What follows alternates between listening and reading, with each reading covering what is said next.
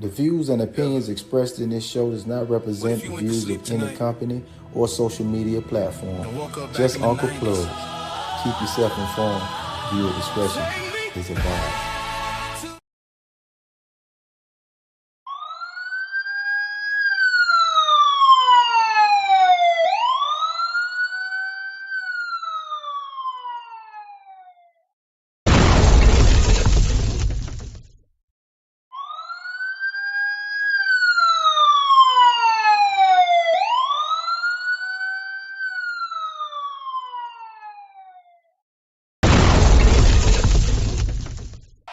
Yeah.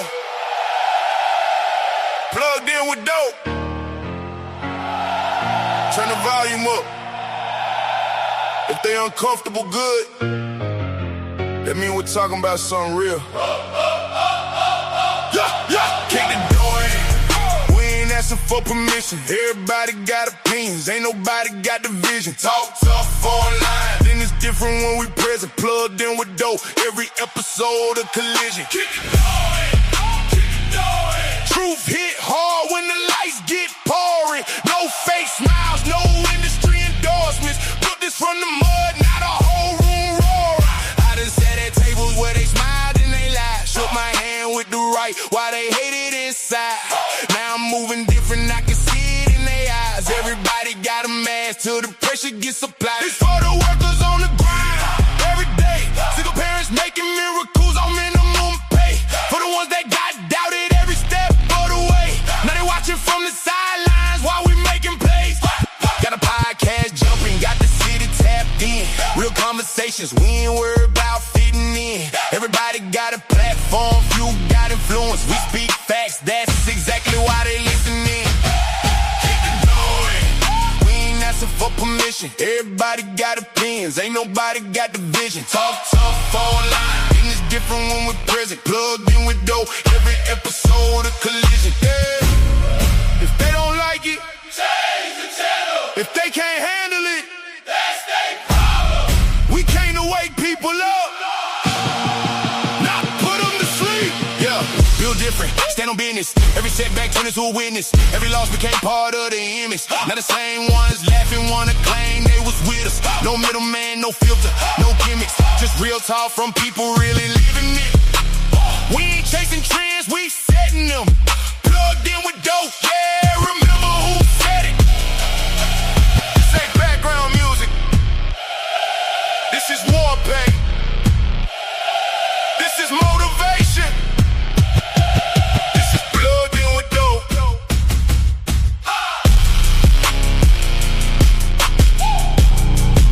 Hey.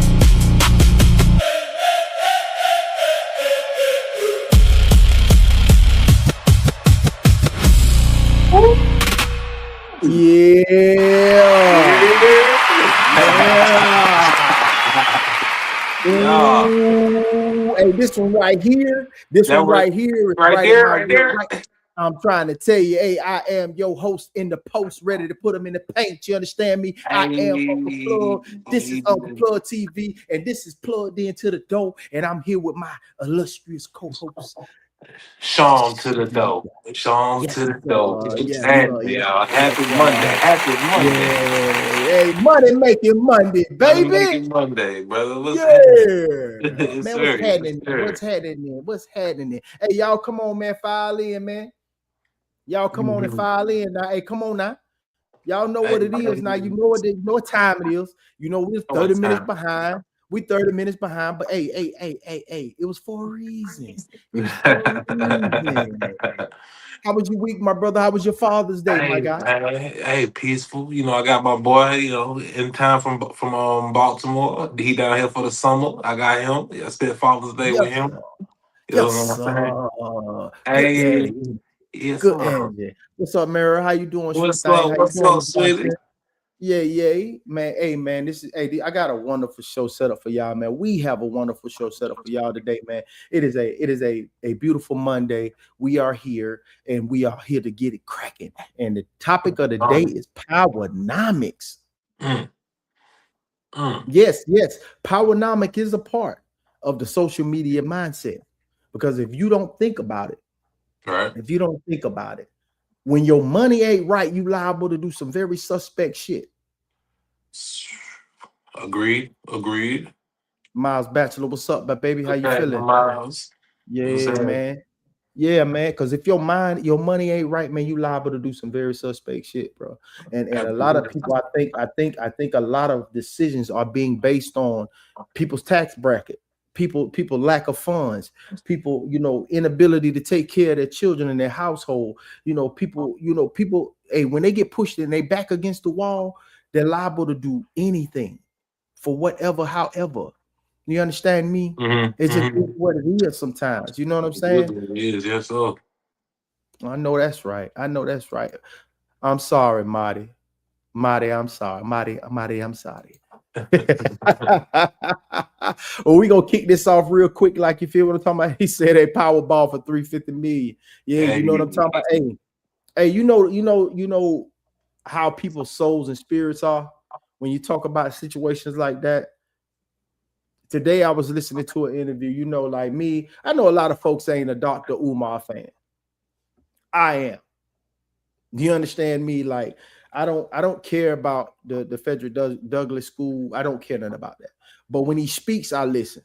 You understand me? Because that's just me. You know what I'm saying? He's on my wavelength. He's on my wavelength.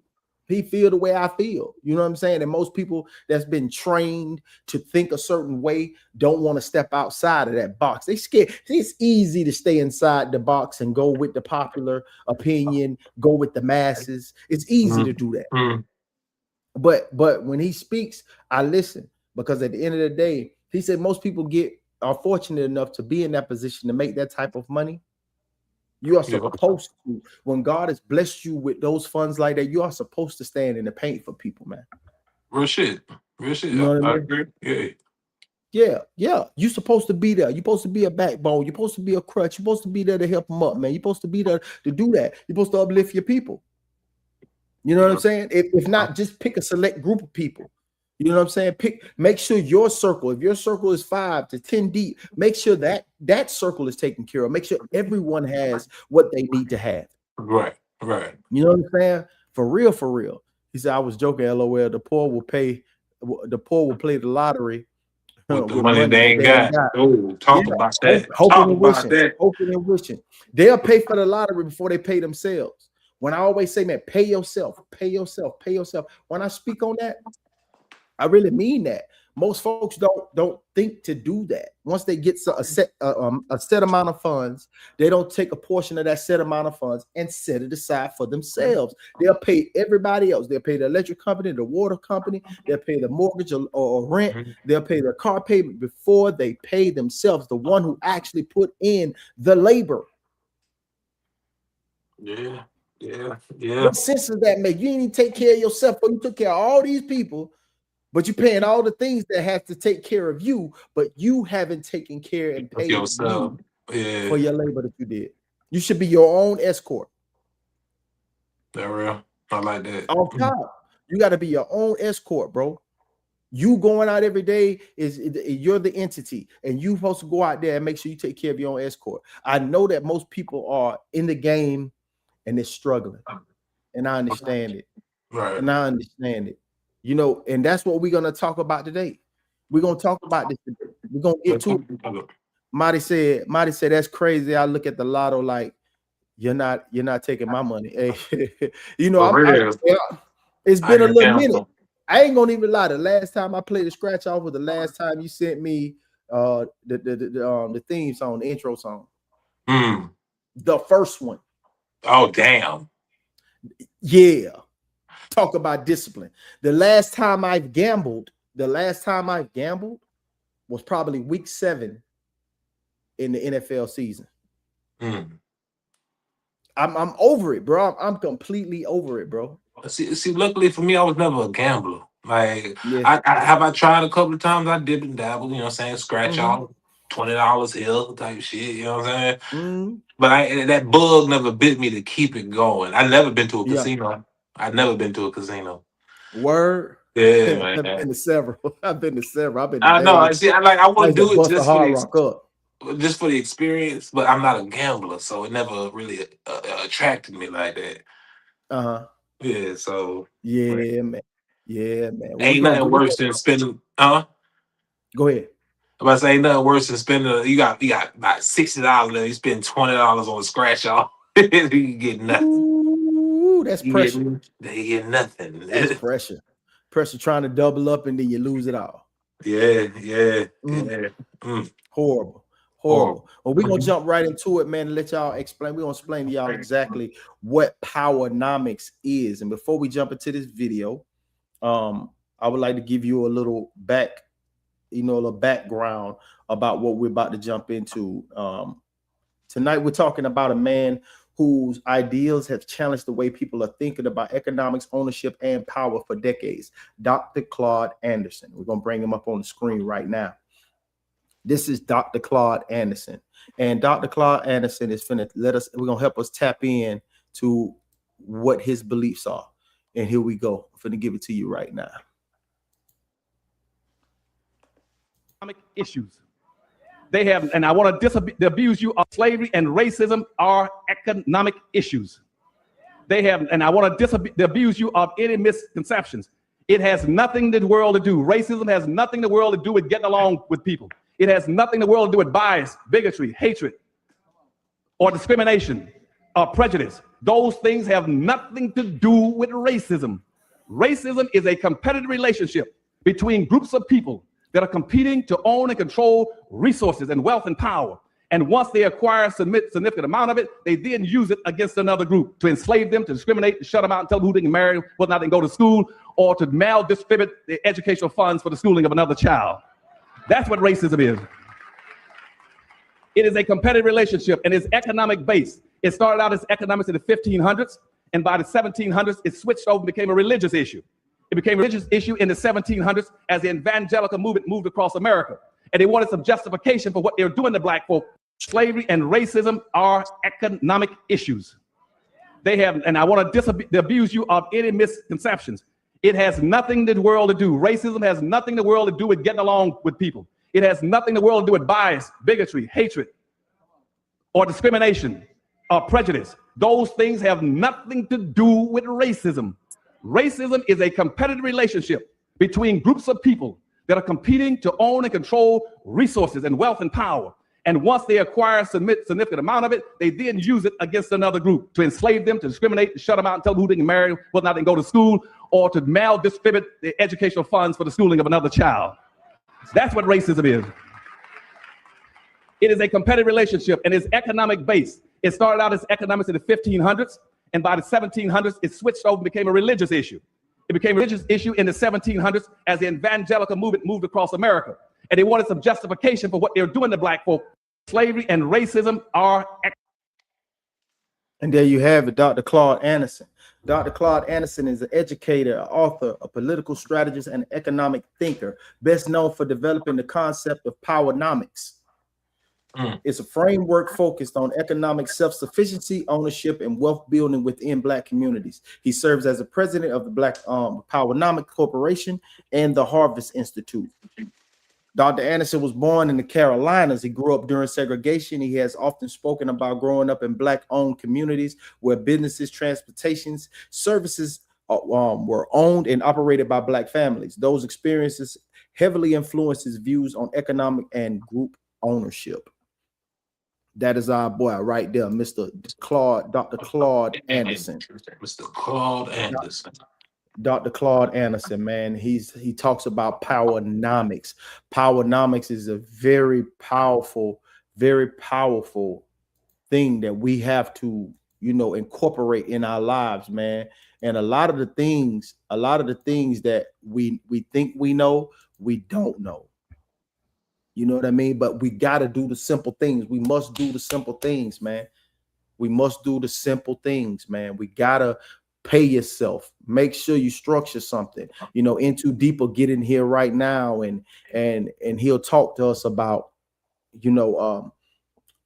ownership and investments and using insurance as, leverage You know what I'm saying? And building that generational wealth. You might not have to receive it, but you can give it. If you have children, you have nieces and nephews, you know, these life insurance policies are very important to put them on your children, to put them on yourself, to put them on your mother, to put them on your father. You know, you have to do these things. You have to put them on your uncle. Like, these are family meetings in which we need to sit down and we need to have these conversations. But our Black families are so divided that we can't even sit down collectively and have these discussions on, you know, how we do these things, how we communicate these things. They say, "Oh, you just try to play it on my death," and right. Like, how can you begin to sit in a room full of failed nephews and failed nieces and failed uncles and tell them you're the one with the bright idea? Because most of the people that have these ideas are somewhat an alpha in their family. So if they're an alpha in their family, how can they sit down with the family and talk to them and tell them how important this is for me to put out a policy on all of y'all, just in case something happens, and then see how the money would be delegated? Right. If there's 3 children in the house, right? And the oldest child, we have one on all 3 of the children. If something happens to happen to the oldest, then it goes and delegates down into the 2. Yeah. You know what I mean? Yeah. It delegates down to the youngest 2. Then you have the mother. The mother should be covered. The youngest sister or the youngest brother should be covering the oldest, you know, up into the uncles. So just in case something happens, we have to have a chain of command within the family. That's such a conversation that ain't really happening, though. Like you said, that family beef be keeping that shit at bay. And that's why, and the craziest thing about it, say this man speaks so much truth, but I think we have accepted struggle as normal. You best to believe it. Right. Because see, if we do sit down and have this, but at the end of the day, that's why they keep us separated.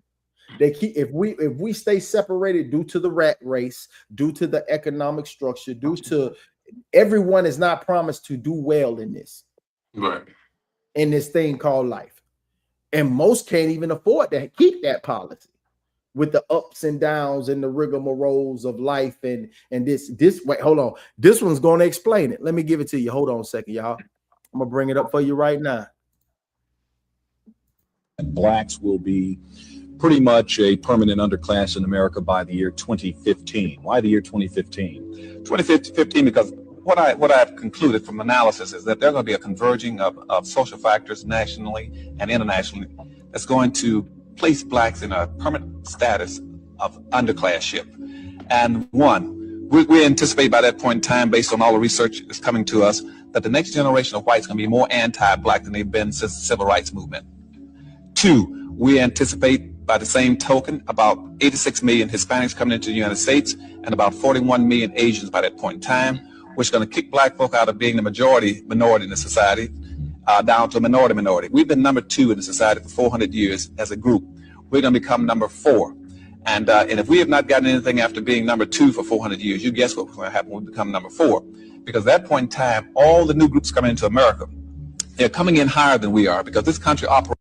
You mentioned that Blacks will be pretty much a permanent underclass in America by the year 2015. Why the year 2015? 2015 because what I've concluded from analysis is that there's going to be a converging of social factors nationally and internationally that's going to place Blacks in a permanent status of underclassship.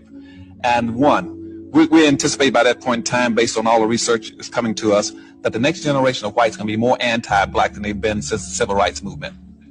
2, we anticipate by the same token about 86 million Hispanics coming into the United States and about 41 million Asians by that point in time, which is going to kick Black folk out of being the minority in the society down to a minority. We've been number 2 in the society for 400 years as a group.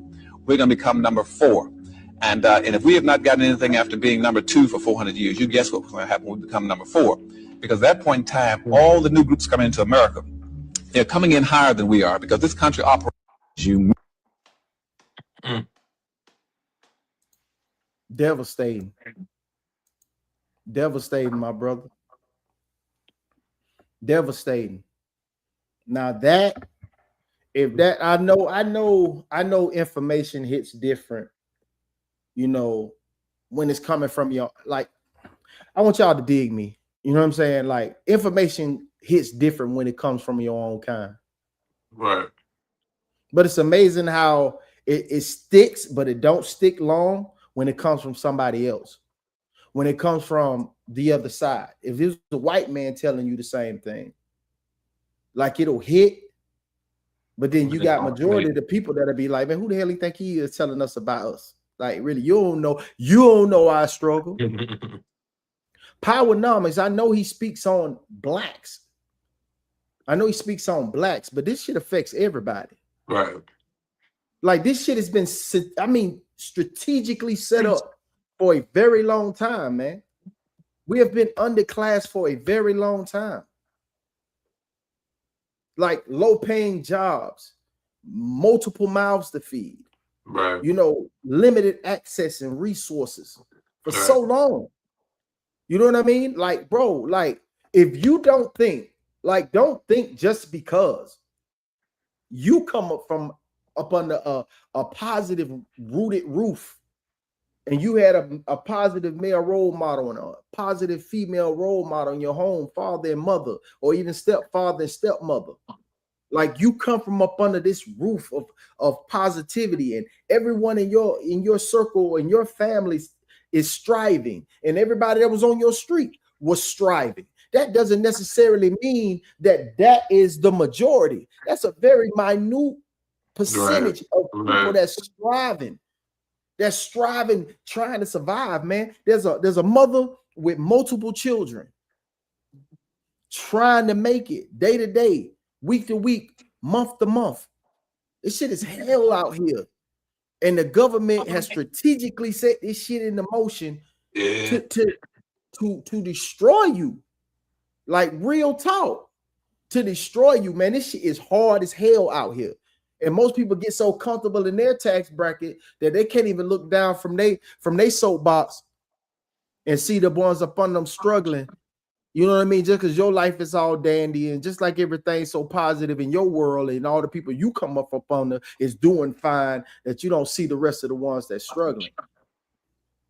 Like, dog, if that was the case, because we are the biggest fucking consumers in the world, bro. Right. Blacks are the biggest consumers in the world, bro. But yet we hold none of the wealth. We know the price of everything, but the value of nothing. I'm telling you, man. Hey, man, welcome Big Sko in the building. Big Sko, what's happening, my brother? What's happening? Hey, Classic Coles, man, wonderful show, my brother. Wonderful show, my brother. Hey, appreciate you tapping in, my boy. You know what I'm talking about? Marty says, the struggle is real, but you have to keep reaching for better by educating your children to do better. Definitely. Cooking. Thank you, brother. I appreciate you, man.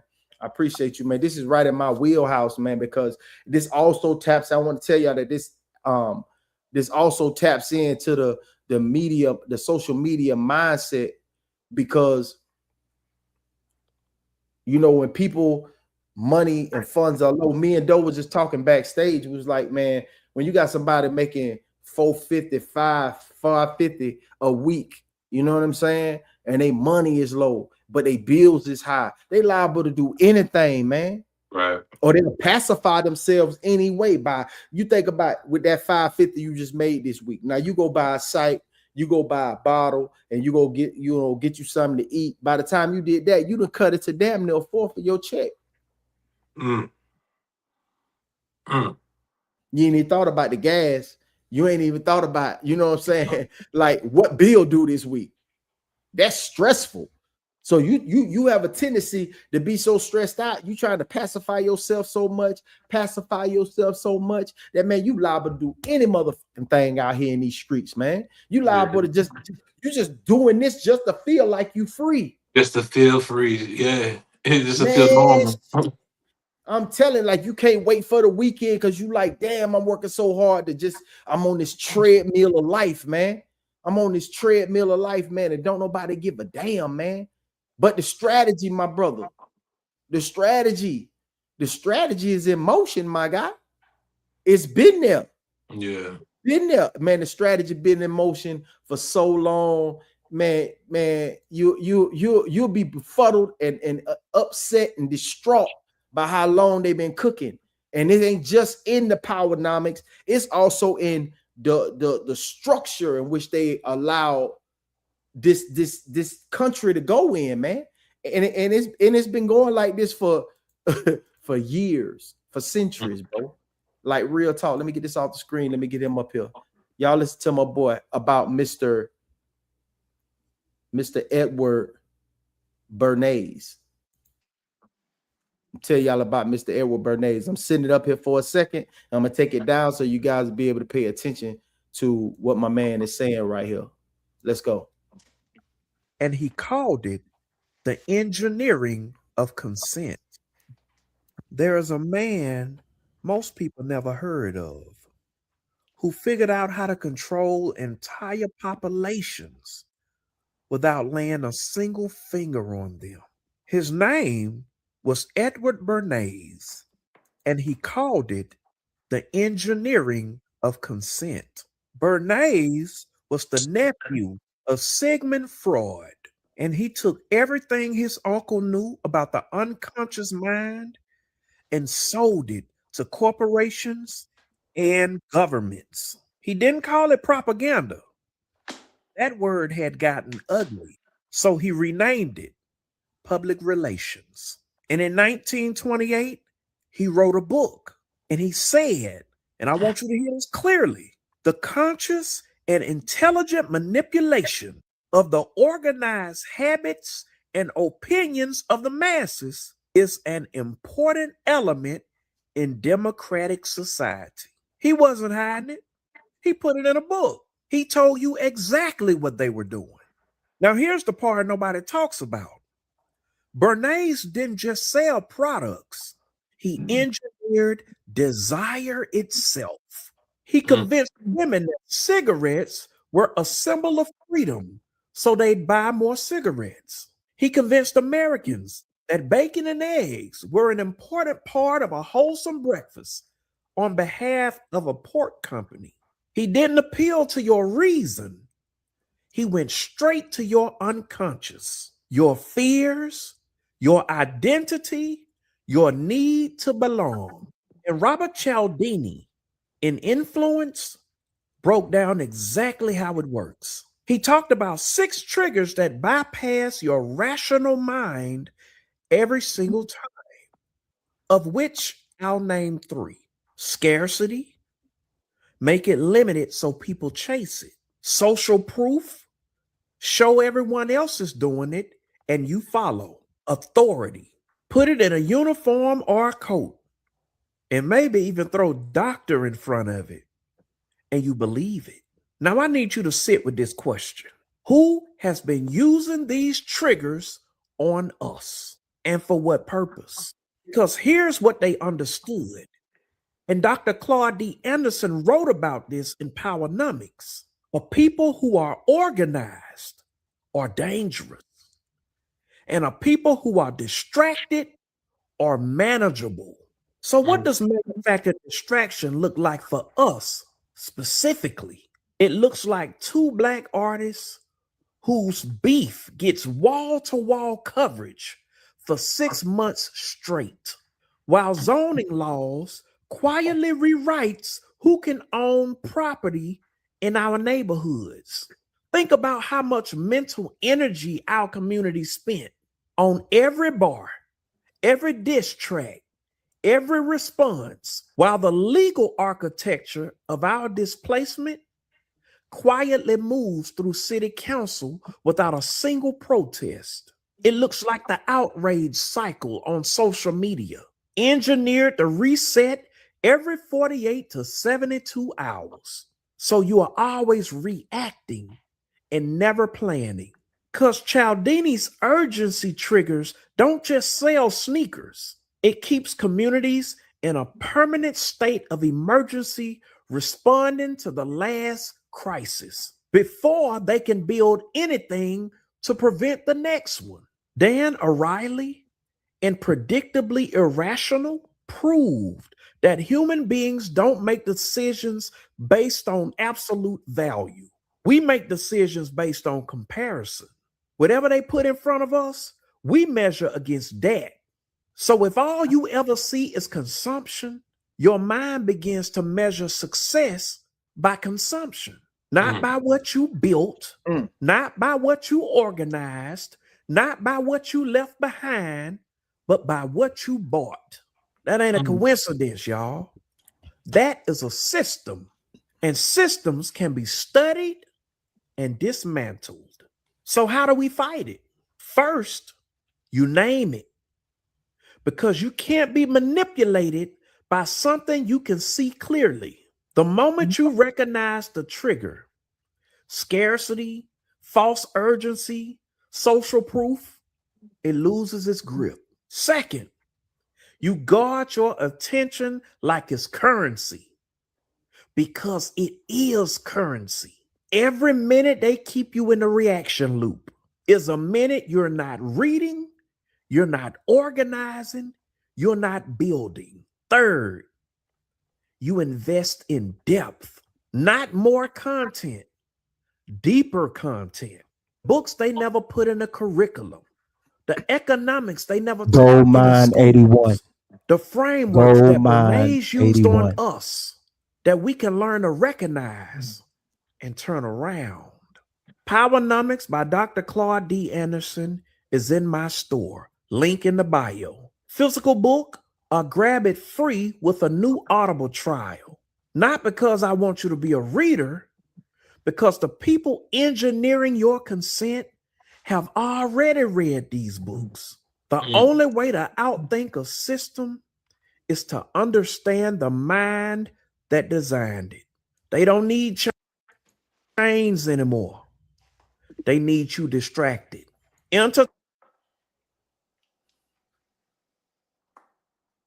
Whew. My brother. You understand me? I do, That's exactly what I'm talking about, bro. That's exactly what I'm talking about. But when I sit back, go ahead, bro. When I sit back and hear stuff like that, I just feel so like just betrayed, and just like everything we grew up was a lie. Like that shit's sad, bro. Like everything was a fucking lie, bro. Hey, it is what it is, man. Bruh. But who was to blame though? Who was to blame? My boy Classic Cole said perspective is powerful. How we handle things is rooted in how we look at our situation. And that's real. Yeah.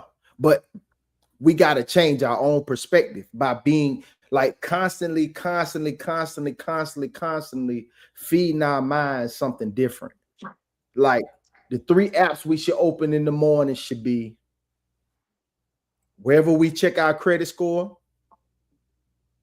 our actual finances in every place that it may be, and our stock exchange, wherever we're investing, whether you have CDs, investments, this, that, and the third, and also having a separate one that manages your debt. You got to have a strategy. Like I'm giving you my strategy. Those are the 3 things I open in the morning. You know, those are the 3 things I access in the morning. Is that those 3 institutions, which is my investments, my money, and my credit score. Like, how can I get it better? How can I be better? You know, I try to keep my mind off of my credit score as much because it's up and down like a 6-4. You know, I can't keep it where it's at. If y'all, if you're like, nah, it ain't that. So then I shift over to my debt, like truck payment, you know, bills, credit cards, all that good stuff, and just bam, and just knock that thing out. You know what I'm saying? And this is my focus this week. Either my focus is going to be solely on my investment, putting things where it needs to be, my money where it needs to be, or I'm focusing on my debt. All right, this got knocked down. Let me knock this out this week. This is what I'm focused on this week. I got to get this down. Boom. I got to get it down 33% or better, 33% or lower, 33% or lower on all that. We got Into Deep in the building. What's up, Into Deep, man? Thank you for following me in, bro. Big Skull say he's speaking big facts. He say same thing for Carmelo-ish. Yep. Whenever, because look where they were staying at. If y'all only knew, like, Frisco ain't too far from me. Frisco is actually like 45 to 50 minutes away from me. You know what I'm talking about? And like that community is like it's predominantly white. You know what I'm saying? Like me myself being the way that I am, that I know how I would be about my children, that's not a place I would want to raise my kids. You know what I'm saying? Right. Where they would be a minority within their school, their upbringing. You know what I mean? Either he's going to latch on to that group and feel like he's inferior to this group, or he's not going to latch on and still feel inferior because he's a minority. You know what I mean? He's not going to, it's not a safe place to be a small percentage in a very high number, because you're going to always feel like you're either going to come back to your people and feel like you're better than them, or you're going to be right. I was never raised like that. I thank my mama for that. I was never raised like I thought like they was better than me, bro. Like nobody's better than no, bro. You know, I give people they do what they do is, you understand? Like I let people stand on what they stand on, their principles, all their principles, this, that, and the third, whatever. You know what I mean? But I don't feel like you better than me. You might be in a better position than I am, but you ain't better than me, bro. You know what I'm saying? But you know what I'm saying? And I don't think I'm better than you. Not to be better than, only as equal as the better man. That's it. Right, there you go. You dig me? That's MJG all day. He say, what's his name? Oh, I told him it was Gold Mine 81. If you didn't get that, if you didn't catch that. Marty said 100. It said Into Deep say the 21st Century Road to Housing Act HR 6644. Yeah. What you know about that House Joint Resolution 192? He said, like the Wall Street Journal. Yeah. I don't to answer that, I don't actually have to go to the Wall Street Journal because I have so many investors and so many financial advisors that you know what I mean? Like Scotty, y'all know him from 40 for 40. And then Corey, y'all will see him on 40 for 40. He works for Merrill Lynch. I got guys that work for Edward Jones, Merrill Lynch, and Charles Schwab. You understand? So I get all the information needed, and then I have other guys who've been investing for so long. They just feed me information. They also tell me to, whatever information. I don't get mine in a totality. I always get mine in increments. So I tell them, I say, no, don't give me all that information because I can't process all the information in my life and what I got going on. You know what I'm saying? This is a portion of my life. It's important, but it's a portion of my life. So they'll give me two to three at the most, and I'll go and I'll research those 2 or 3, and then I'll hop on what I need to hop on and put my money where I need to put my money at, so I can currently just consistently build on my financial future, my portfolio grow. You know what I'm saying? But get you some ETFs. It says nobody think more uniquely than a mixed man or a black man who was once the black kid in the school or on the team. Oh Lord, man, listen, man, bro. Anybody, hey, if y'all and listen, Maya Angelou's son, Guy Johnson wrote 2 books. He was an author of only 2 books, and it was I'm Standing at the Scratch Line and Echoes of a Distant Summer. Those 2 books will break down what they say about the bloodline. You understand? And how people think. Them ninjas think very differently. Yes, they do. They do, bro. They do it, and they think that they don't. You know what I mean? Like they think that they don't, but you do, because you lose a portion. Dog, there's a portion of your identity that is lost when you're in that circle. Because I call it the ice cube effect. Please feel me, y'all. Hey, y'all run with me a little bit. This is my theory. It's called the ice cube effect. Okay. The ice cube effect is if you're just 1 cube in a glass of water, you're going to melt and become that water. Okay. You need more like you. You need more ice cubes so you can sustain longer. You need more like-minded people around you so you can sustain longer. I like that. Real talk. Because if you just one in the midst of all this water, you're gonna melt, nigga. You're gonna be just like them. Ooh, don't think that you're not. I like that. I like don't that. think that you're not. That one black man on the police force, we need more black officers. Because that one black man He gonna be on just force, like them. He gonna be just like them. Yeah. I like that. I like that financial advisor. He's the only black guy in this whole office. He's not gonna want to talk to you because he's consistently talking to the other side. You gotta be hybrid, man. You gotta be indica and sativa, bro. You gotta be able to get into circles and still keep who you are. I have nothing against ones who code switch. Get your paper, take care of your family. I'm not here for that. I'm not here to judge you on that. But when your ideals and your perspective turns you away from your people and helping yours, you know it's going to take longer. You know this systematic this shit it's in place. You know it's been in place. It's been in place, so you know it's going to take longer for your people to get it. So you got to have patience, because with great power comes great responsibility. So when you're in the position to get that power, you have to have patience, because you know they slow. You know their attention span is short. You know they don't want to hear this because this ain't what interests them. You know when you talk about Instagram and TikTok and Snap and what happened, this fight and this, that, and the third, this got shot up, their attention is there. Their attention is not for building. Their mindset is in destruction, bro. Come on, bro. Yeah. Come on, man. And you got to be patient with them, dog. And that's hard. It is, bro. It's hard, bro. I'm telling you, man. He said, not for investing, for geopolitical risk. Yeah. Yeah. Yeah. Ooh, hey, wait, hold on. He's talking about what's up? No, I gotta handle the thing real quick. Got an emergency. So, you Bro, know, I'm a supervisor of the job, and they keep blowing me up. Must be something crazy going on. Handle your business, and I'll see you when you come backstage. All right, everybody. All right. Y'all say what's up. All right, bet.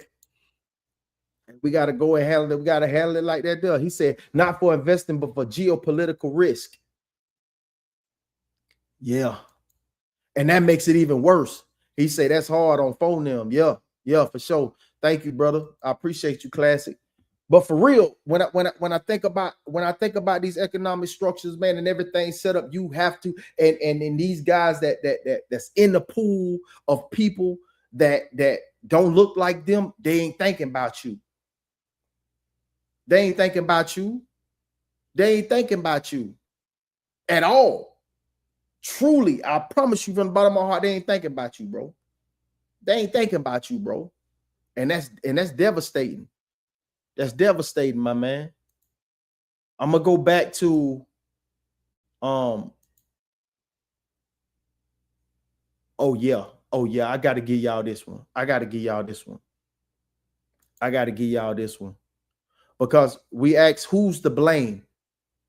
And most people don't want to push responsibility off on the ones who actually set this shit in motion. That's what we're doing. What we're doing is getting to the root of shit. We always looking at the effect. We never looking at the cause. Yeah, nothing should hinder you as a child into your adulthood. It shouldn't, but it does to most people. Just because you have a strong will and a strong mindset don't necessarily mean that person does. You got to be patient. You got to be patient, bro. Just because you're exceptional don't mean the ones that's around you are exceptional. So you have to be patient when you're exceptional. Yes, you do get your alone time. Yes, you do set aside your own personal space and your own solitude to get in that paint. But once you come up out that motherfucker, you got to be ready, because you don't want to be the only one balling at the table. You want the spread to be live. You don't want to be the only one balling at the table. And the ones that think like that, you questionable, player. You questionable. Man, I ain't got time for all that. Well, don't have any friends. Don't be around nobody. Don't fuck with your family. because it's your responsibility once you get this information to feed people. Like when you a soldier, when you a youngster, you're acquiring information, you're growing and you're learning and you're building. And once you get to the point where you're in that LT phase, that lieutenant phase, to where you got the information, you're getting it down, you're actually practicing and applying it. It's your responsibility before you become a captain of any vessel to feed your circle. It's your responsibility. You can put that in gang terms. You can put that on football teams. You can put it on baseball, basketball, whatever you want to do, whatever facet you want to put it in, whatever facet you want to put it, it's your responsibility to feed your people that's around you, man. And most of them, they won't listen. But you know what? One will. And if you get one out of that five, you get one out of that five to listen, bro, to be for real, one out of that five to listen, then they'll see y'all two getting to it. You actually did your duty. You actually did your duty. If you can convince that one that was kind of wavering in between, I don't know, and yeah, you get him or her, and you show him, and y'all start leveling up, and then y'all both have these conversations about what y'all doing. The other three, one of them sons of bitches is gonna have to get in line.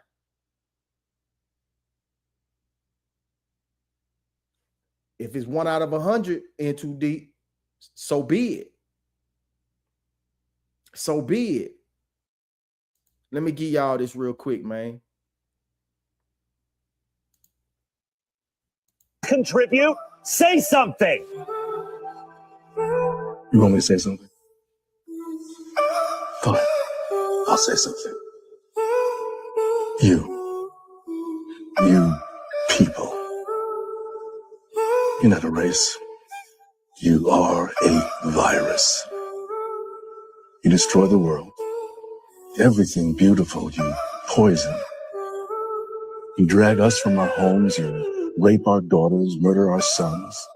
You crack our spines and do all you can to break our will. You stab us. Then you put the knife in our hand and tell us it's our fault. And if you don't do it yourself, you stand by, close your eyes, and pretend there's nothing wrong. And then you pray to your God to silence our screams so that you can enjoy the happiness that we built for you with our blood. But it's not your fault. It's the only way you know how to be. And the only thing that will change anything is if another virus comes along and does to you what you do to us. And I hope that happens very soon.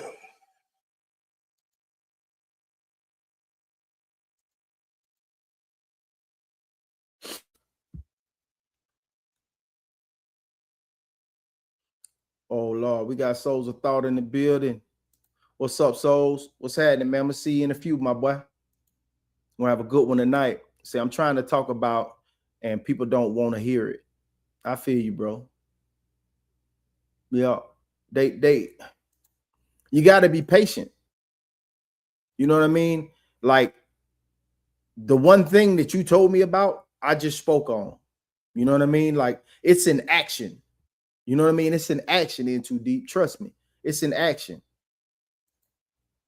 Class was laughing. He said, I wish they listen. Yeah, me too. Me too, bro. 1 out of 100. Say people who want to listen usually seek you out. Yeah, they do.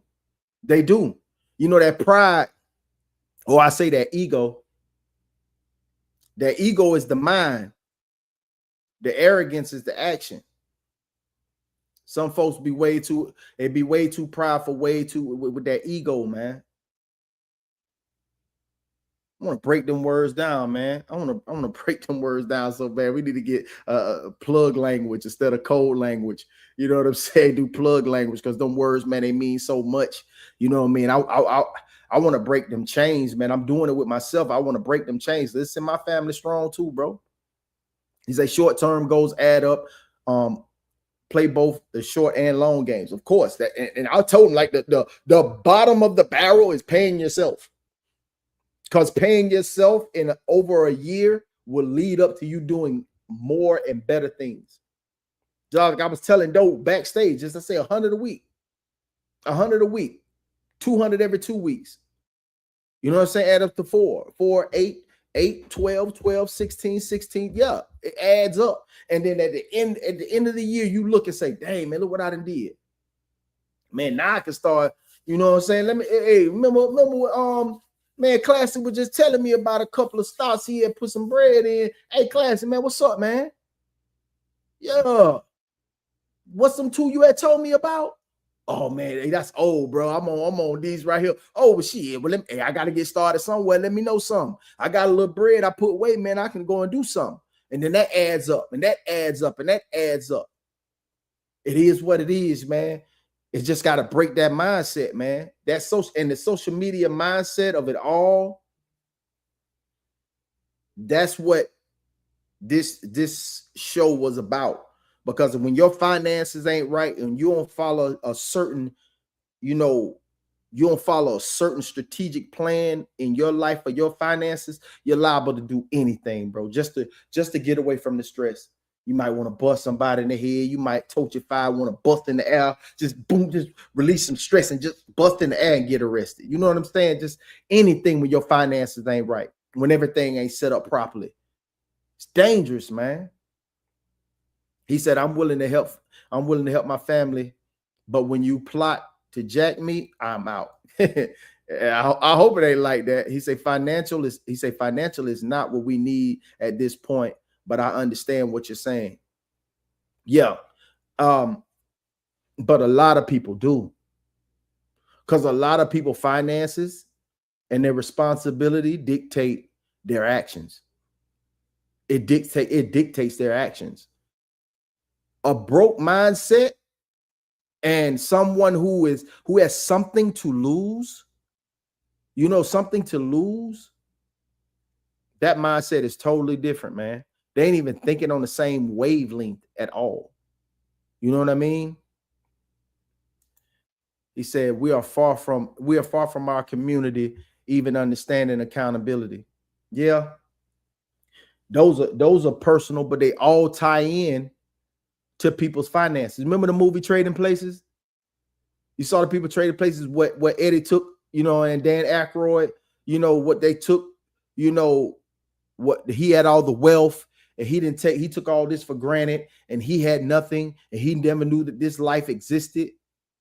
Then you switch those two, and then they started to value the smaller things because you had so much wealth, and you realize that having everything means nothing, and you just want to help people, but at the same time, you can't help everybody because you have it and everybody wants a piece. But that accountability comes in, when you actually have something to lose.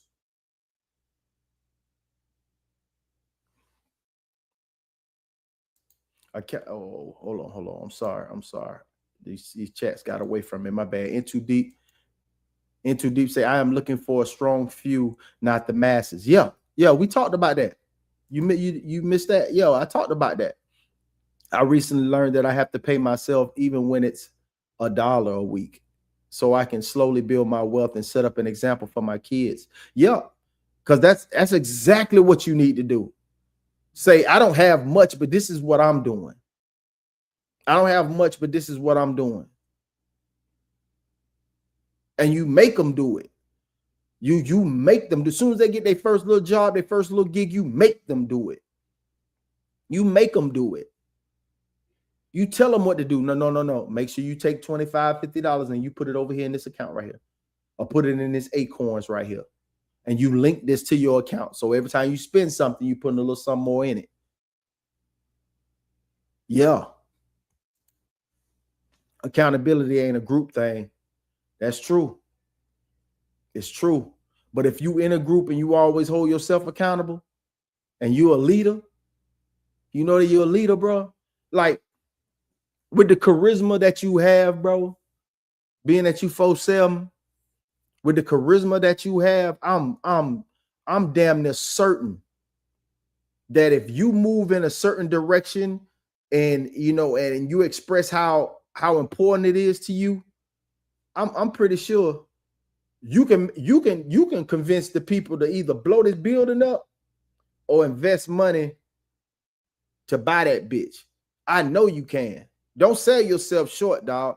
Don't sell your influence short. Don't sell your charismatic behavior short. Don't sell yourself short, bro. You know what I'm saying? Your words and your voice is powerful, boy. So don't think that. You know what I mean? Souls don't think that.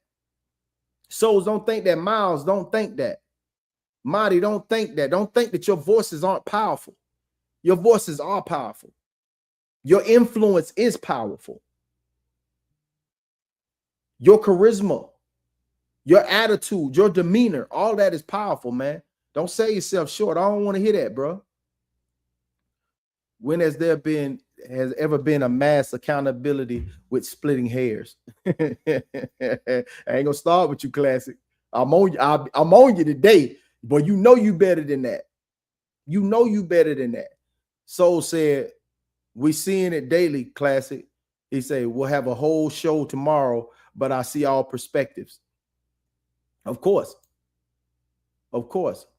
If it was financial, those who win lottery won't go broke, or athletes. I thought about that. Because most of the people that do have that win the lottery are possibly not the alphas of the family or the alphas of the group that we speak on. They don't be the one that leads the pack, that has the right mindset. You know what I mean? Like they're not the ones. They're the ones that got dumb luck. You know what I'm saying? Oh, you lucky. You know what I'm saying? Oh, you lucky, man. You know what I'm saying? Like, it don't be the ones that be the leader of the pack, because the ones that's the leader of the pack don't even play that shit and begin with. And just because he's a fire athlete doesn't mean that he was the leader of the pack. He probably was getting ran. That's why most of them dudes get their money ran through, because the leader of the pack be the one that ain't even the athlete. He's the one that influences everything. He's the one that gets them to shit. Come on, man. He say, hell, Plug, you don't listen to us. He said, Plug, you don't listen to us. What do you mean? Classic debunk it. Aunt was wise from Classic story. Souls of thought, the leaders won't be playing the lot. Yeah. Yeah, that's what I said. Hey, but explain that. He say, Plug, you don't listen to us.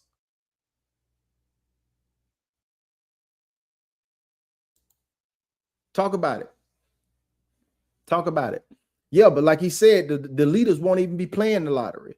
And 9 times out of 10, those star athletes probably weren't even the leader of their group. I don't even think LeBron's the leader of his group. I think Rich is. I think Rich Paul's the leader of his group.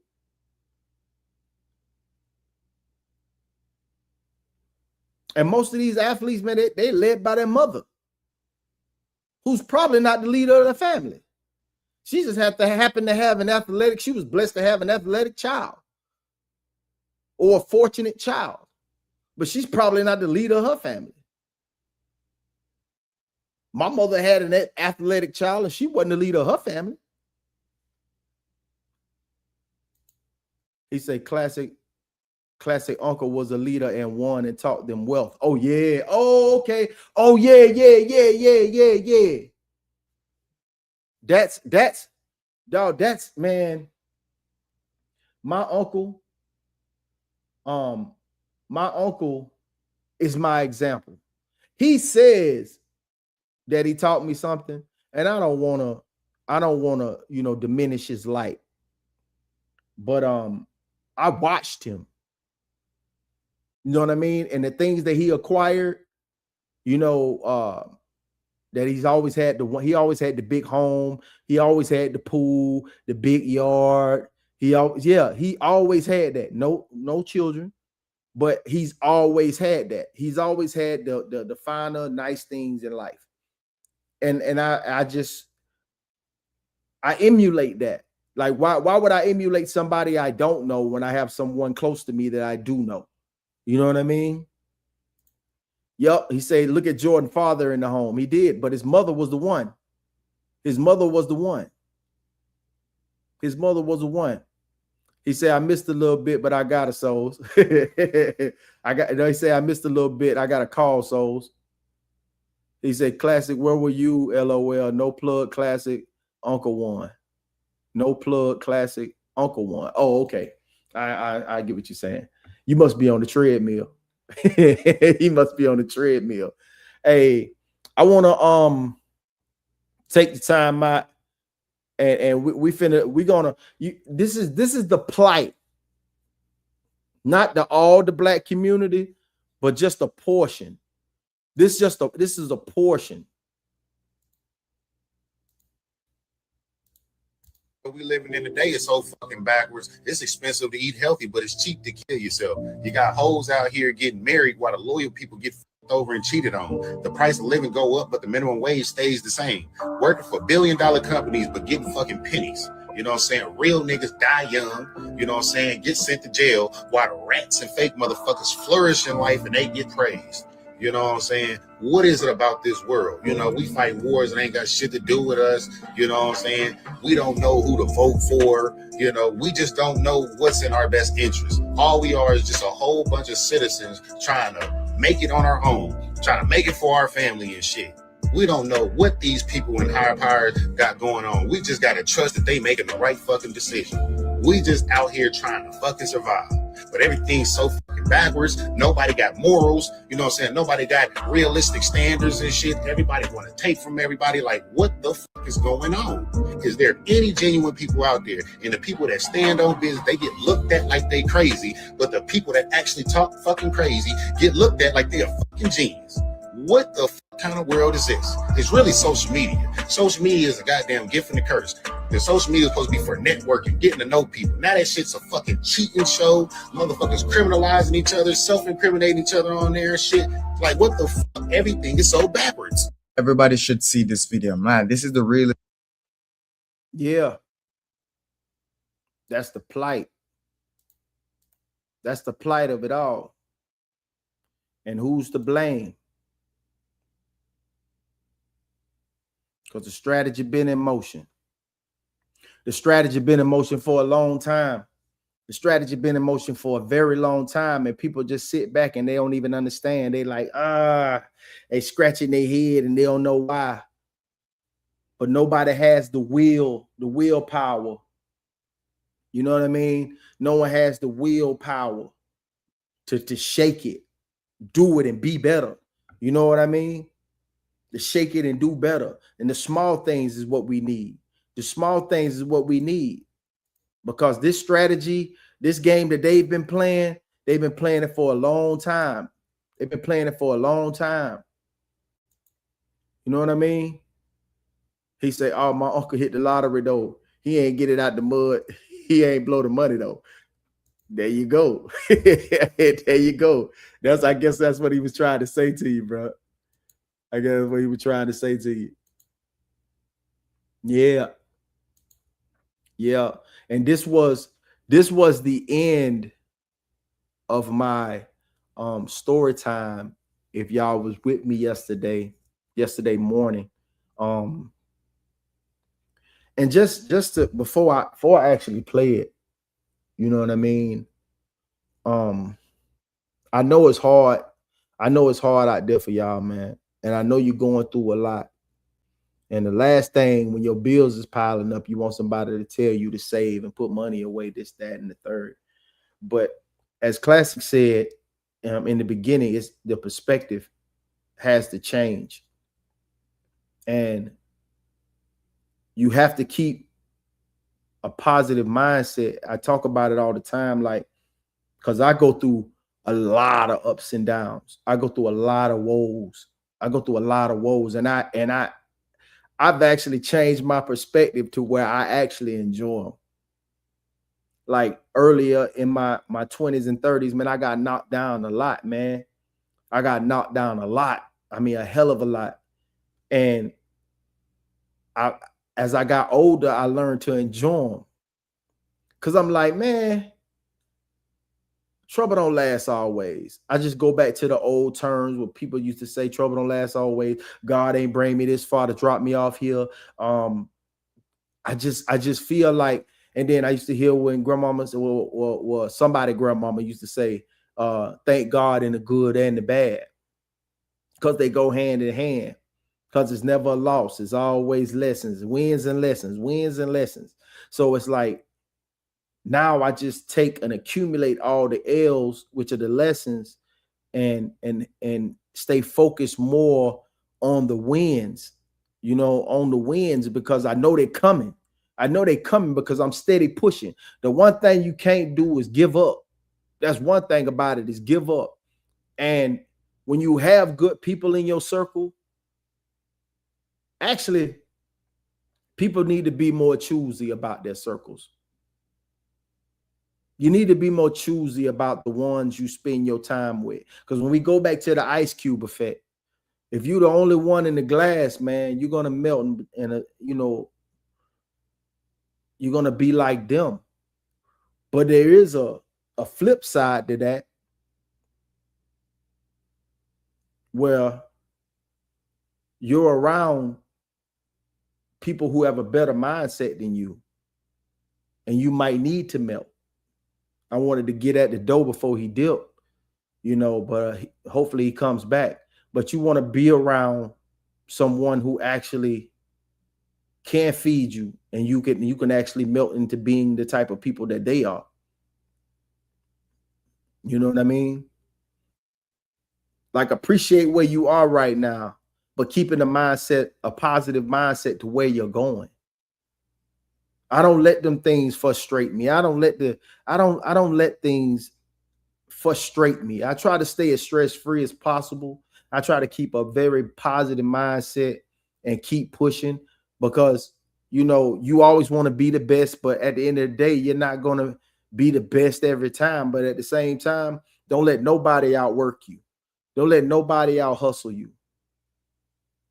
And be the strength, and try your best to be the anchor and lead properly.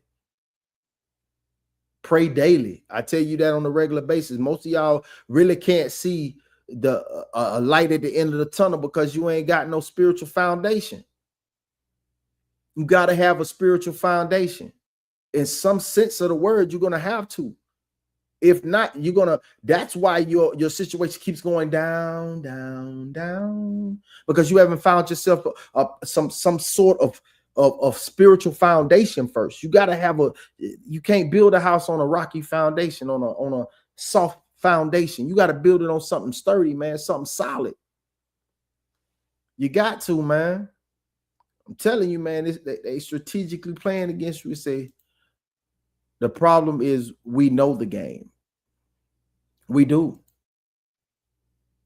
Can't use the same excuse to protect those who fail to play the game.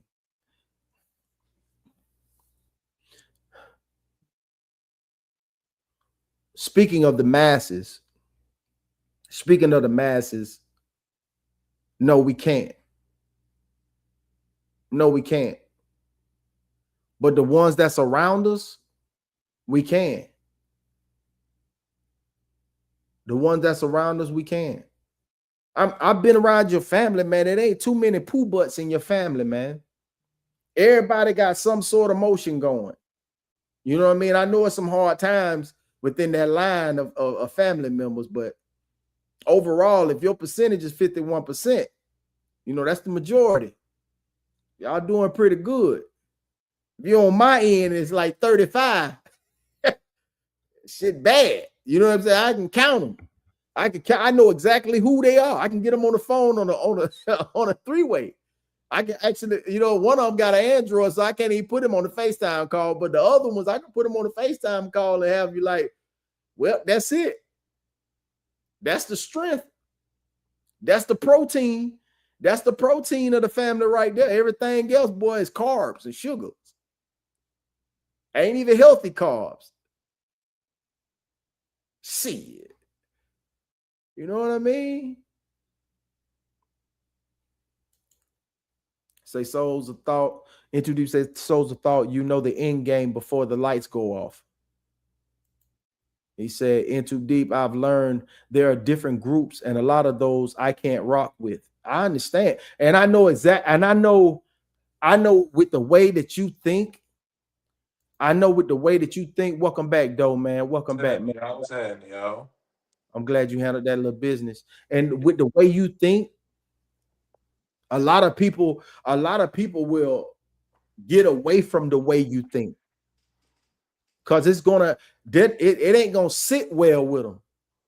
It's not gonna sit well with them because you have a I won't be conquered mindset that was developed over many of years. It's not just your time in the military. You was young, you made your mistakes when you was younger, you know what I mean? But that strong mindset has been instilled in you for a very long time. You're very fortunate. From the environment in which you grew up in, with having the surroundings and the people that you've had around you and your upbringing, like, bro, you've got a different start than a lot of people. So the way that you think, I'm talking about, you're in a very small percentile of people, of way people think, of people who think the way you do is you're very intricate thinker. For a man, you're a very intricate thinker. Like, there's some deep thinkers, but they think like maybe in the outline of things, and they may be shading, you know, like when you're coloring, you know, you get that crayon and like you see the outline and you put that little dark outline on there. That's how most men will think, getting deep. But you like you have a different aspect on a lot of things. Who souls? Yeah, hell fucking yeah. Oh yeah, man. That brother there. Yeah, that brother there. It's totally different, but his mindset has been constructed. You know what I'm saying? Like, it's something to have that information when you're making that mistake, and then you can instantly revert back to what you've been taught or how you was raised, and boom, and get right back on track. You know what I'm saying? Well, most people go deep down the hole and keep saying, like, how low can I go before I actually like reach reach hell? He like, boom, he gets like right up under that grass seed area. He hit that little wet, cool patches of soil, and then go right back the way he was taught, and the way he see things is totally different. Classic has a way that he thinks as well that is totally different than a lot of people. You know what I'm saying? I really sit back and I analyze these dudes, because I'm over analytical, bro. I'm a left-hander and I'm an Aries, so bro, I'm a over analytical as fuck. You know what I'm saying? So sometimes I don't want to put my over analyzing shit out to the public, so I just say, like, I try to simplify. I'm the least common denominator type of guy. You know what I'm saying? I try to keep shit to the least common denominator, because I don't want you to say, huh? Because that shit, I'd be like, bitch, I just broke this bitch down as simply as I can. I can't help you no more. You know what I'm saying? Like, I'm gonna have to take a break. You know what I'm saying? Because I just broke this shit down in my mind to the least common denominator, so I can give you this information. And you fucking with me. I think you be playing with me. You know what I'm saying? He said, yep, so's a thought. I am going to push it. I am not going to push it. He said, excuses won't equal results. If we keep being empathetic, we pour into their cups of mediocrity. Say, Uncle Plugg TV, I am the cup, not the ice. Respect, my brother. I hear you, killer. I hear you, killer. He said, because we don't make excuses for them. I understand. He said, you either suck or you don't. If you need to, he say you suck or you don't. If you need to improve, it's a million examples around you. Yeah, it is. It is, man. But this young lady right here. I fed this to the people yesterday because I really enjoyed everything that was being said in this thing. And her name is Ashley the Baroness. And I'm gonna run it again because the strategy is in motion and has been in this country that most people outside of policy circles have never read. It's not classified, it's not hidden. It's an 8-page memo written by a corporate lawyer in Virginia in the summer of 1971. And that memo is the single most important document in modern American politics, because almost every political shift that you've lived through, Citizens United, the Federalist Society, the capture of the Supreme Court, I like this so much because even as a young man, like this is like early high school era. This is like 9th and 10th grade.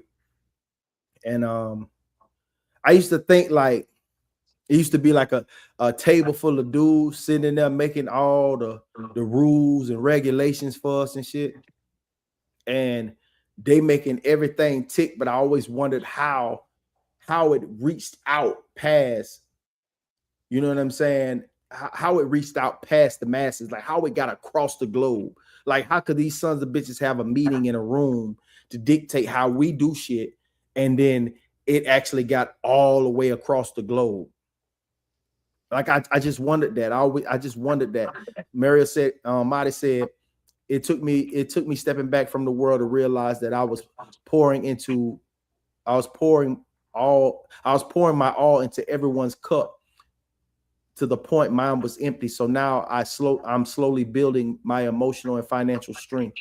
I love her tone, still not moving the needle of the people that needs to hear this. I know that's right. collapse of labor unions, corporate money in every election was sketched out on 8 pages by one man. It's called the Powell Memo. One fucking and once man. you know it exists, prepare to be uncomfortable. His name was Lewis Powell. He was a 63-year-old corporate attorney from Richmond, Virginia. He sat on the board of Philip Morris, the tobacco company, and spent years arguing in public that cigarettes did not cause cancer. He represented American corporations. He was a fixture of the Virginia establishment. And on August 23, 1971, he wrote a confidential memo to his friend Eugene Snyder at the U.S. Chamber of Commerce. The memo was titled Attack on the Free American Enterprise System. It was marked confidential, which means it wasn't meant for the public. So fast forward 2 months. Richard Nixon nominated Lewis Powell to the United States Supreme Court. The memo wasn't disclosed during his confirmation hearings. The Senate never saw it. The American public never saw it. Powell was sworn in as a Supreme Court justice in January 1972, 6 months after writing a private plan for corporate America to take over the country. The memo opens with a warning, right? No thoughtful person can question that the American economic system is under attack. Powell argued that business was losing the universities, losing the media, losing the younger generation, losing the courts. And the only way to reverse it was a coordinated multi-decade plan funded by corporations to take back every institution that shaped American opinion. The language in the memo is the language of war. Let's call a spade a spade. He used the words frontal assault, warfare, rifle shots, guerrilla warfare. He underlined the word survival. He said that corporate America had to abandon compromise and appeasement. Now, this plan had 4 parts. 1, capture the universities, fund scholars, endow chairs, monitor textbooks, pressure faculty. 2, capture the media, surveil television content, produce counter-programming, build new press favorable to corporate interests. Like, think about all the shows, all the wholesome black shows that we had, you know, coming up that was taken off TV. Anything that showed like maybe a white or black family getting along and doing positive things together, the white side showing the black side how they do things, and the black side showing them like bringing the communities together. You know what I mean? Mm-hmm. It's crazy. Hello? Are you listening? 3, capture the courts. He wrote directly that the judiciary may be the most important instrument for change. And I think this also ties into the Willie Lynch as well. Strategic litigation, build legal organizations, get corporate-friendly judges on the bench. 4, capture the political system, build lobbying arms, create political action committees, spend on elections at a scale. That's basically saying, like, no matter what we think or what we feel or what state of the union is in, it's still going in the same direction regardless. No matter what 2 sides are battling at the podiums or who we vote for, that system behind these figureheads are still moving in the same direction. That nobody's ever done before. Seriously. That was the plan.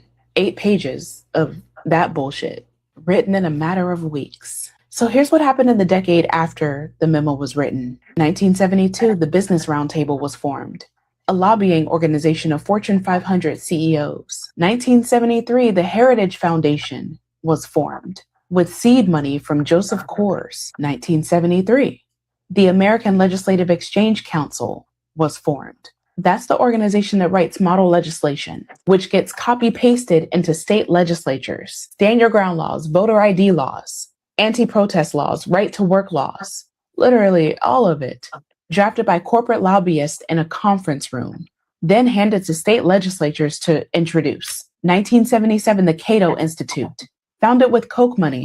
1977, the Chamber of Commerce National Litigation Center, now the most successful corporate advocacy group in Supreme Court history. 1978, the Manhattan Institute. 1982, the Federalist Society. That's the organization that controls the conservative judicial pipeline. Are you picking up what I'm putting down? Every single one of those organizations was a direct descendant of the Powell memo. In 1971, there were 175 corporations, right?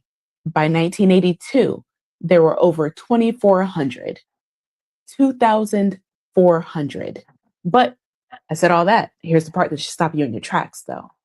In 1978, 6 years after he was sworn in, Lewis Powell wrote the majority opinion in a Supreme Court case called the First National Bank of Boston versus Bellotti.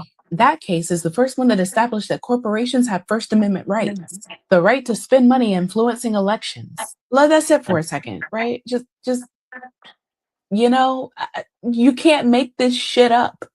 The same man who wrote a private blueprint for corporate America to take over this country then went to the Supreme Court and wrote the ruling that legalized corporate political spending. He handed them the weapon he had designed in secret 7 years earlier. In 2010, the Supreme Court decided Citizens United v. FEC was going to be the ruling that opened the floodgates for unlimited corporate money in American elections. The Citizens United majority opinion cited Powell's 1978 ruling over and over again, which means the case that broke American democracy in 2010 was built on the same foundation poured by a man who designed the entire plan in a private memo in 1971. So I just want you to take a minute to think about everything you've ever seen break in your lifetime. Unions, public schools, local newspapers, state legislatures, the Supreme Court. Think about every time you've wondered why this country keeps moving in one direction, no matter who gets elected. Now understand this. The people who built the machine that did that to you handed each other a memo in 1971. They passed it around corporate boardrooms. They funded the think tanks. They endowed the chairs. They built the courts. They trained the judges. They wrote the laws for 54 years. While most of us were just trying to live, they were executing a plan. So no, it's not you. You were never behind in an argument. You were playing a game that somebody else had already finished designing. I got nothing. I got no more words.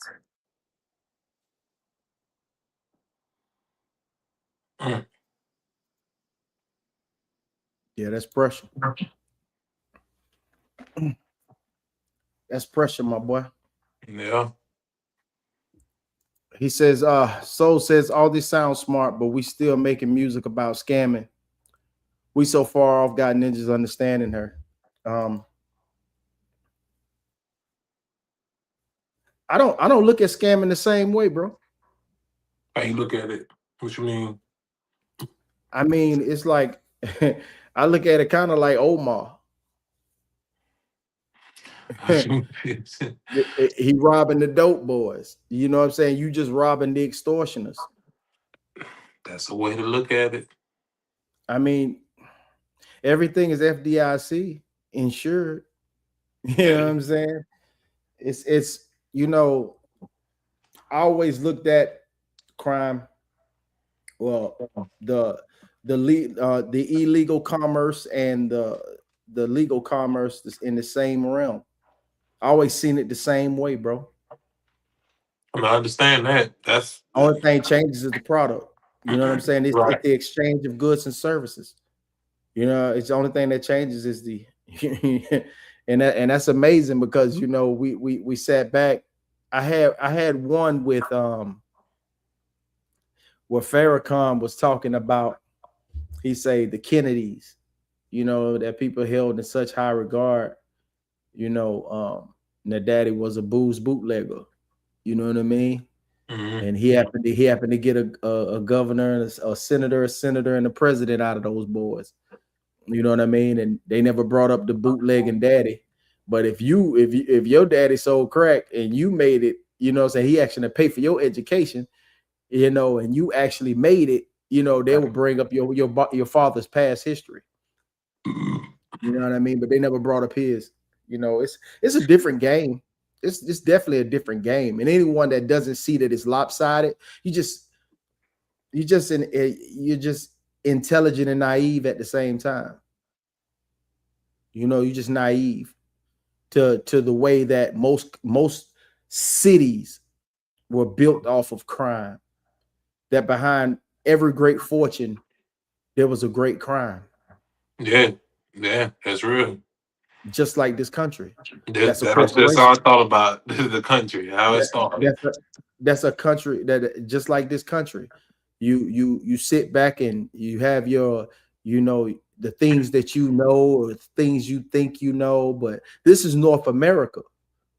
But we constantly refer to our North American country by the corporation name on a day-to-day basis. We say United States of America. That's the corporation name. This is the North America. Just like that's South America. Just like that's Central America. Right. Just like that's Ireland. Just like that's Spain. Just like that, yeah, that's Europe. That's Asia. That's Korea. That's South Korea, North Korea. But yet we're the only ones who United States. United States. And this is North America. I'm North American. Right. Where are you from? Where are you from? I'm from North America. Nobody said that. I'm from America. USA. USA. US of A. Yeah, man. It's something else, man. It's something else. And I truly appreciate it, man. I truly appreciate this. This actually, you know, doing research for these shows actually helps me. You know what I mean? It rekindles a fire that was once in me because I was a very, very, very, very politically minded young man, and I got away from it, you know, and now it's like a 1972 report by U.S. Council of Economic Advisors revealed that the gap between the rich and the poor was wider than it had been after World War II. And that's the way you want to keep it. There was always the hierarchy I had always seen in back in the day when I was in social studies. And that never really clicked like you was in social studies. You know what I mean? Like we had U.S. history, but we also had social studies and economics. You know what I mean? And those were the things that were the teacher said, you guys really need to pay attention to this. This should be your favorite class. Being that your class of people have been through so much that you need to truly pay attention in this class. This is social studies. Like the teacher should be captivating. Right. To really understand where you're going to go, you need to know where you've been. Yes. But somebody or anybody would say, nah, man, don't focus on that. You have no choice because it's a revolving door. Right. You know, in that little door that you go in, you ever been in one of them doors that goes around in the circle? Yeah. You can't move too fast because the person that's behind you will get caught up. Right. Hit them in their heel or hit them in their back. You can't move too fast. You got to move at just the right pace. Right. You got to feed this information to the masses at just the right pace that they can digest it. You know what I mean? Yeah. Yes, I thank God, man. I thank God, man, that the position that I'm in, you know, gotten so beyond myself that I've lose connection. Mm-hmm. You know what I mean? Like I have to have some sense of survivor's remorse. You know what I mean? Like some sort. Until we are going to say what Patrick Henry said, we're not changed, Jack. Could you enlighten me on what Patrick Henry said, my brother? Would love to hear that. Yeah, man. Man, look, man, this was appreciate y'all for tapping in this long with your boy, man. Appreciate you, man. Right. I know this was.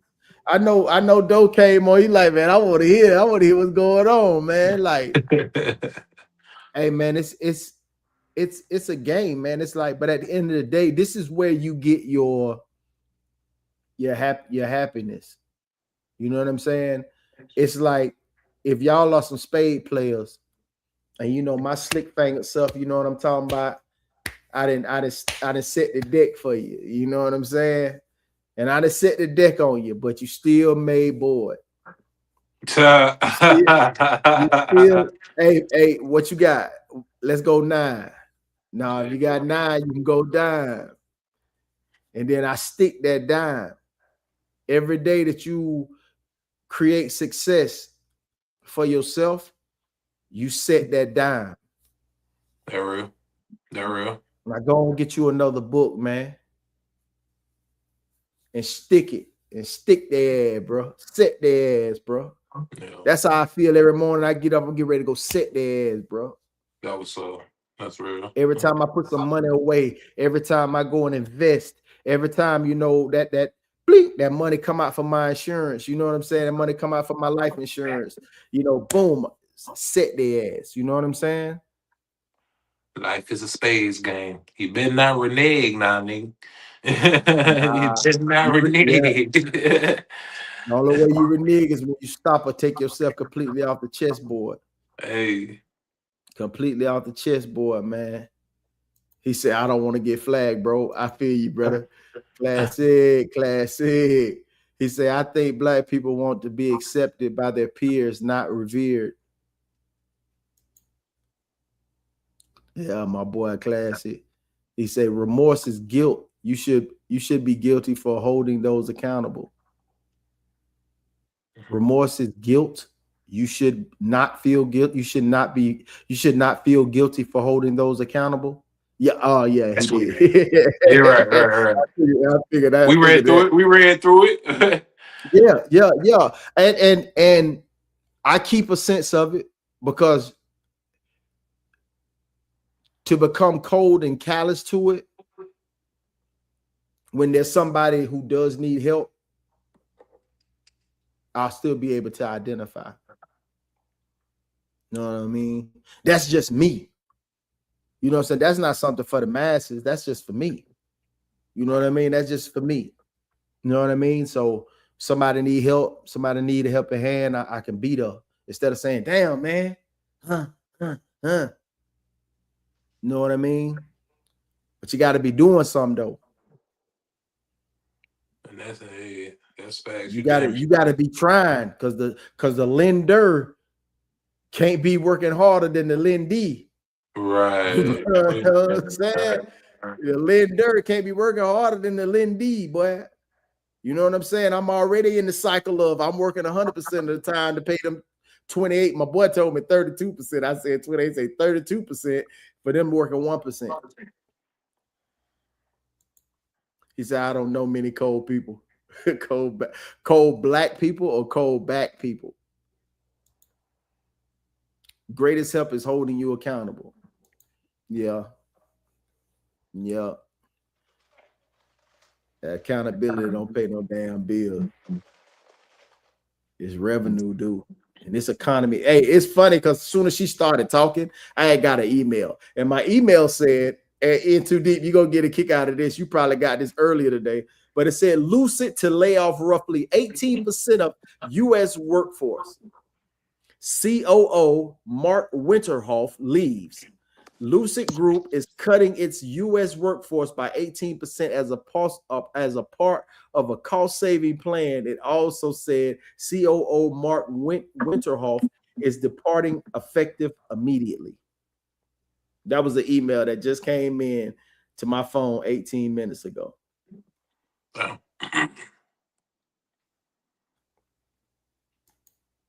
All those people pointing fingers need to remember 3 of them are pointing back at themselves. Hold yourself accountable, and none of this would be a problem. It is what it is, brother. It is what it is, man. It was hey, I had fun doing this show, bro. I really had fun doing this show. Yeah. Plugged in with dope. Turn the volume up. He's still there. If they uncomfortable good, that mean we're talking about something real. Kick the door in. We ain't asking for permission. Everybody got opinions. Ain't nobody got division. Talk tough online. Then it's different when we present. Plugged in with dope. Every episode of Collision. Kick the door in. Kick the door in. Truth hit hard when the lights get pouring. No fake smiles, no industry endorsements. Took this from the mud, not a whole room roaring. I done sat at tables where they smiled and they lied. Shook my hand with the right while they hated inside. Now I'm moving different, I can see it in their eyes. Everybody got a mask till the pressure gets applied. It's for the workers on the grind every day. Single parents making miracles on minimum pay. For the ones that got doubted every step of the way. Now they watching from the sidelines while we making plays. Got a podcast jumping, got the city tapped in. Real conversations, we ain't worried about fitting in. Everybody got a platform, few got influence. We speak facts, that's exactly why they listening. Kick the door in. We ain't asking for permission. Everybody got opinions, ain't nobody got division. Talk tough online, and it's different when we're present. Plugged in with dope, every episode of Collision. Yeah. If they don't like it, change the channel. If they can't handle it, that's their problem. We came to wake people up, not put them to sleep. Yeah, build different, stand on business. Every setback turned into a witness. Every loss became part of the image. Now the same ones laughing wanna claim they was with us. No middleman, no filter, no gimmicks. Just real talk from people really living it. We ain't chasing trends, we setting them. Plugged in with dope, yeah, remember who said it. This ain't background music. This is motivation. This is motivation. Yes, Lord.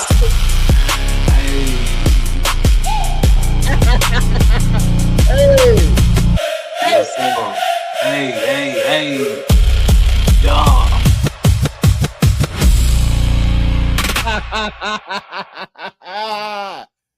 Oh, he said EV brakes are fully gone. Yeah, they don't care. They don't care. Yeah. They say Plugg. They say 100. What's up, Time? They say it's always good to see you, bro. It's good to see you too, bro. For sure, though. You already know. Y'all stay tuned.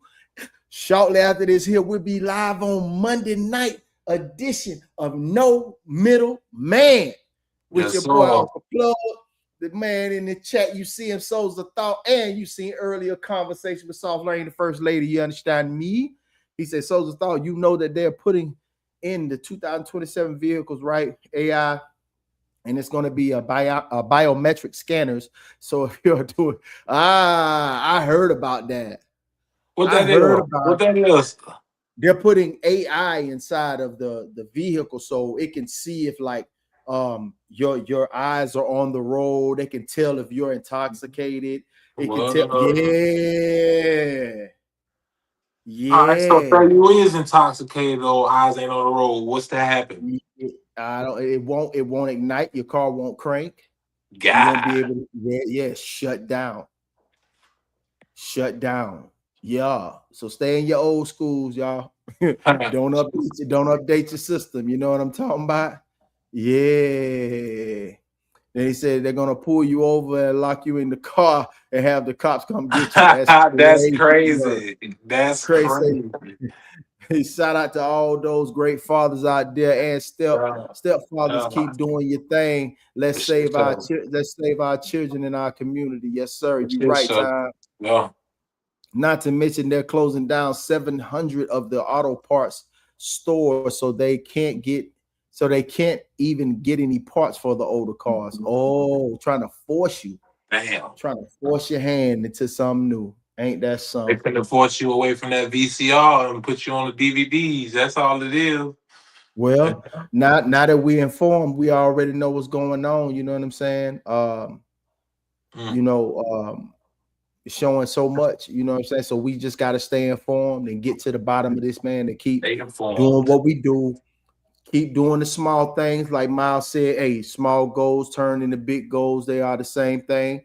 You know, I like to always leave with y'all. Make sure you give your time to your maker, give your time to whatever you believe in, but prayer, meditation, you know what I mean, and supplementation, you know what I mean, hey, and application. Hey. And get to it, man. Get to it every day, man. Much love to y'all. Much love to y'all. Much love to you, though. Man, thank you so much. You know what I'm saying? As always, right now, our super chats are not open, but you can Zelle to Uncle Plugg, you know, at info@unclepluggcuts.com. That's cuts with a Z. And you can show your support to Sean Doe, who always on this show with me every Monday, at Cash App, Sean Doe, 1219. Feel free to show a little love, a little gas money, go a long way. You know what I'm talking about? Long way. For sure, man. Hey, and we appreciate y'all, man. So y'all go ahead and, man, get yourself together. You got about 30 minutes slide, you know what I'm saying, before we get ready to go up for no middleman. Sean Doe, thank you so much, sir, for being here with me, man. Yes, sir. Always. It's always a pleasure. Always a pleasure to have you here with me, sir. I appreciate you so much for spending your time with me, man. It's always appreciated, man. Real talk, nigga. I love you, nigga. For real shit. Hey, nigga, you know I love you, nigga. Don't even play like that. You already know what it is. Already, man. And to you, the chat, man. We love you so much, man. And as always, feel blessed. To be plugged in.